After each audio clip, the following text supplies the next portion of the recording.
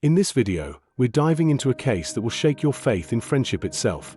The tragic story of Keely Bunker, a young woman whose night out with trusted friends became her final moments. This haunting tale forces us to ask, how well do we really know the people we call friends?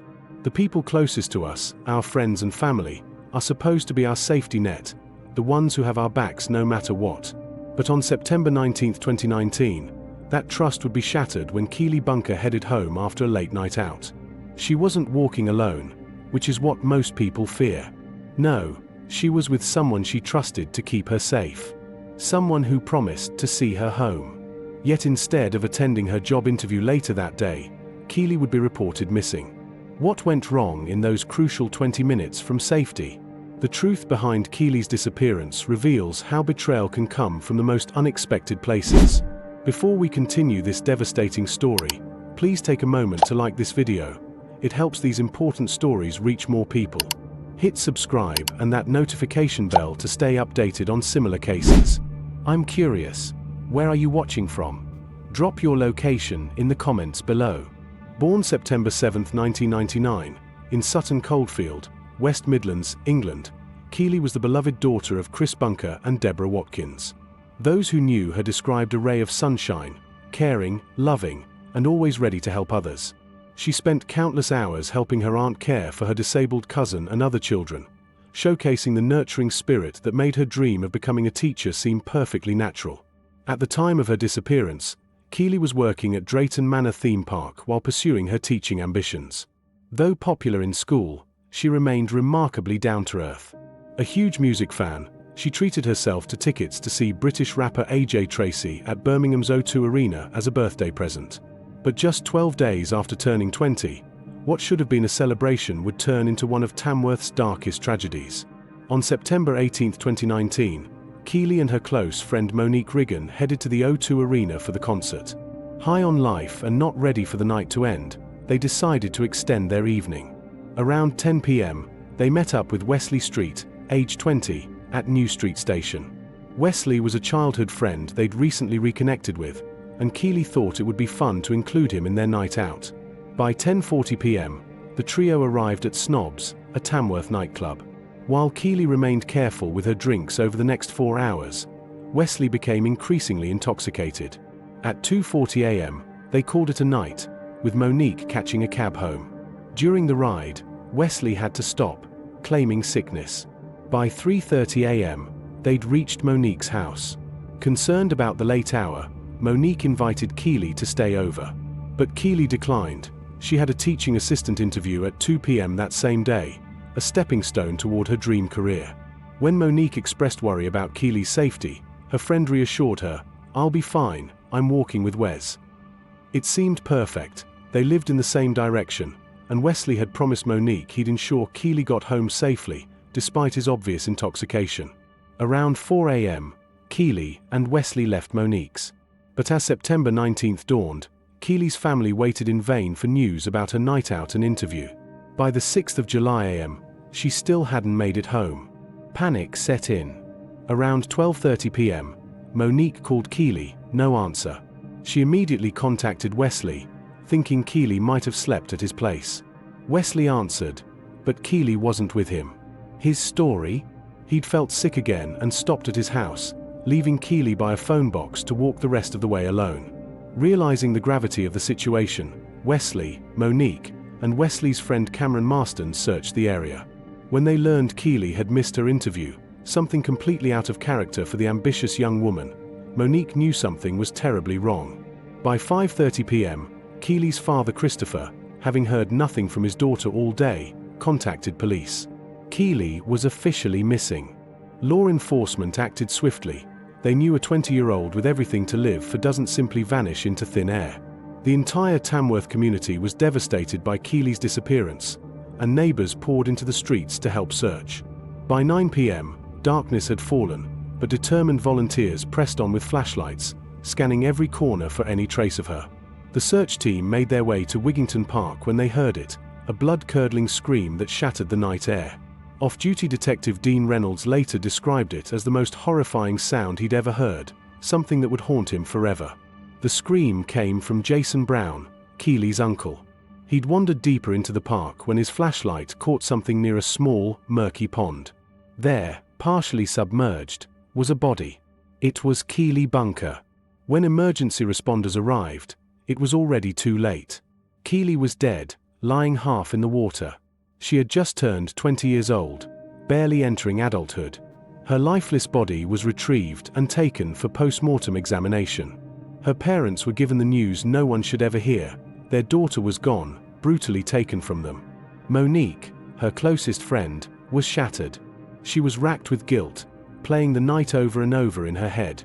If only Keely had stayed at her house, if only she'd said something, maybe Keely would still be alive. The guilt was eating her alive. The autopsy painted a grim, deeply disturbing picture of Keely's final moments. She had been found naked, her body showing clear signs of sexual assault. There were multiple defensive wounds, cuts and bruises all over her neck and arms, proof she had fought back. The cause of death was confirmed as compression to the neck. Keely had been strangled to death. This was no longer just a search for a missing girl. This was now a murder investigation. Police immediately focused on Wesley Street, the last known person to see Keely alive. They arrived at his home with urgent questions. He agreed to a ride with officers, who asked him to show them where he had supposedly dropped her off that night. But his story didn't match what he'd told Monique earlier. At first, Wesley seemed helpful. But the moment police asked for his phone, he froze. He hesitated, then handed it over reluctantly. Suddenly, he became defensive and paranoid, accusing officers of trying to pin the crime on him. This dramatic change in behavior sent up red flags for the investigators. Shortly after, while still in the police car, Wesley was arrested on suspicion of murder.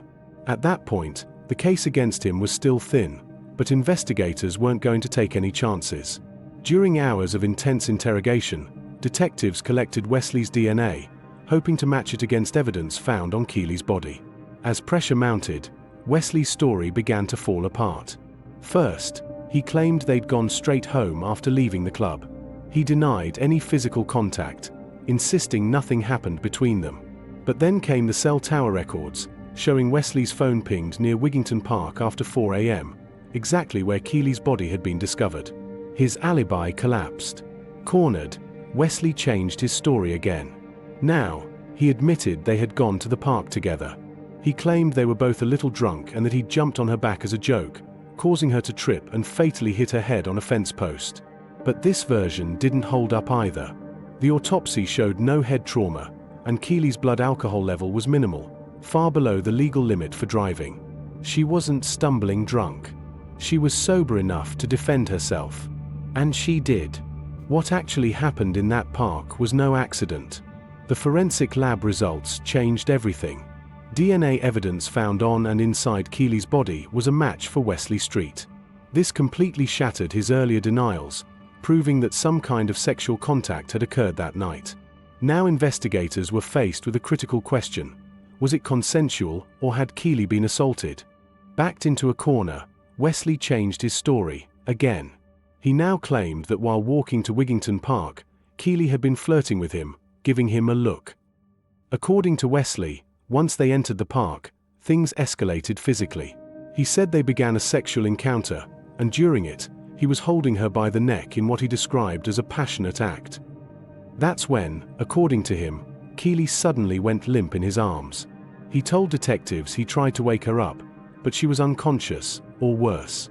In a panic, he dragged her body to the pond and left her there, partially submerged in the water. But this new version of events raised serious red flags. Investigators, and forensic experts, knew that accidental strangulation during sex is extremely rare. It's not quick. It's not subtle. It requires sustained force over several minutes. You don't just accidentally choke someone without knowing it. And if someone starts to go limp, you let go, unless you don't want to. Wesley's behavior after the fact was even more disturbing. He claimed that after this accident, he went home, took a shower, and went to bed. No emergency call. No attempt to get help. Just sleep. What made things even worse was Wesley's next confession. He returned to Wigington Park not once, but 5 times in the early morning hours, each time to cover Keely's body with branches, sticks, and leaves, trying to hide what he had done. When asked why he hadn't come forward, he said he was ashamed and scared. But for detectives, his calmness and control didn't match the story of a man rattled by a mistake. And then came the autopsy. Keely's body told the real story. She had been sexually assaulted. She had bruising on her neck, abrasions on her skin, and multiple defensive wounds on her arms and hands. Clear signs that she had fought for her life. She had not consented, and this was not an accident. She had been strangled to death, and she knew what was happening to her until the very end. Forensic testing on Wesley's clothing revealed even more damning evidence. Keely's makeup, saliva, and even traces of her blood were found on the sleeves and collar of his shirt. This was not a case of misplaced passion. It was a violent and personal attack. Despite all of this, Wesley pled not guilty in court, insisting it was a tragic accident, a claim the prosecution saw as a blatant lie.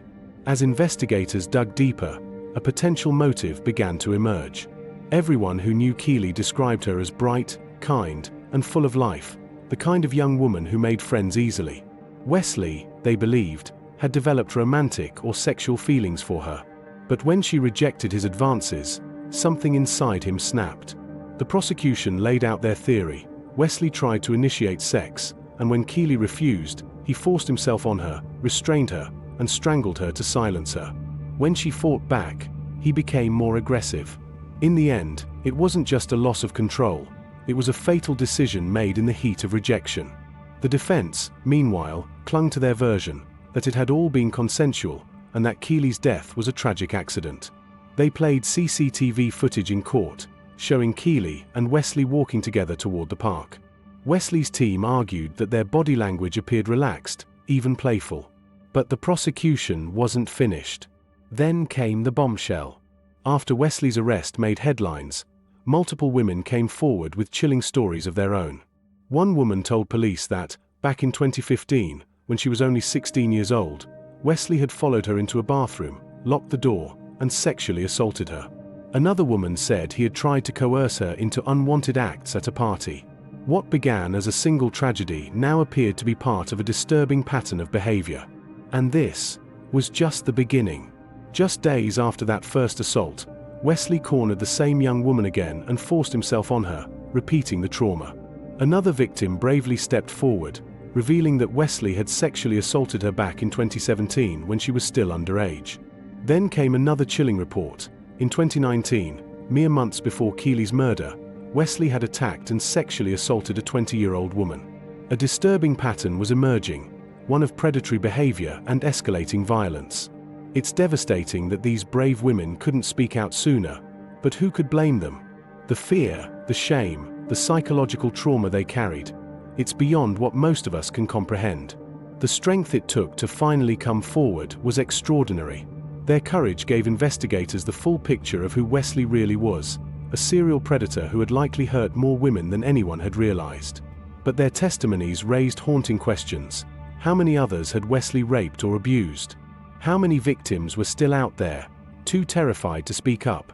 After 8 grueling hours of deliberation, the jury delivered its verdict.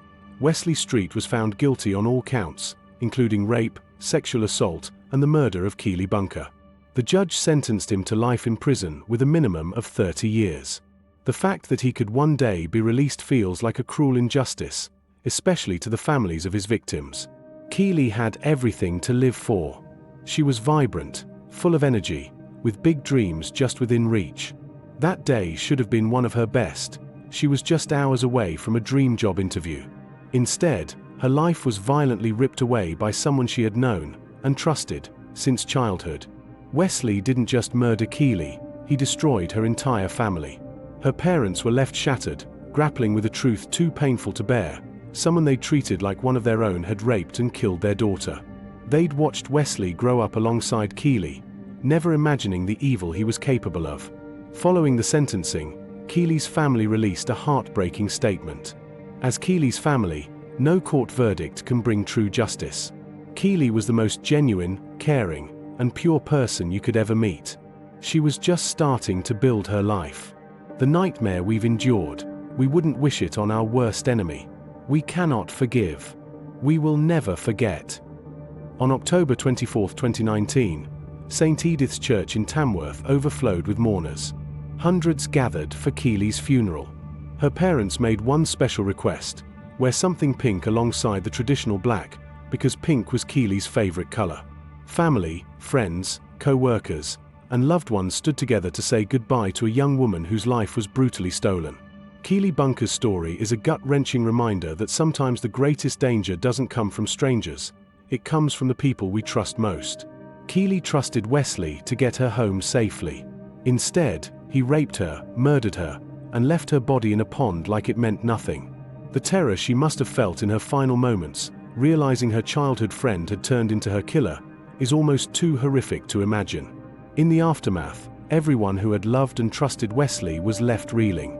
He had fooled them all. And for what? A sick obsession. A refusal to accept no, a need for control. These past years have brought unimaginable pain to Keely's loved ones. We can only hope they're finding some measure of peace, healing slowly, and carrying her memory with strength and love.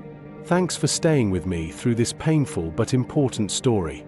If this case moved you, please hit the like button, subscribe for more true crime cases, and turn on the notification bell so you never miss an update. Take care of each other. Trust your instincts. And I'll see you next time.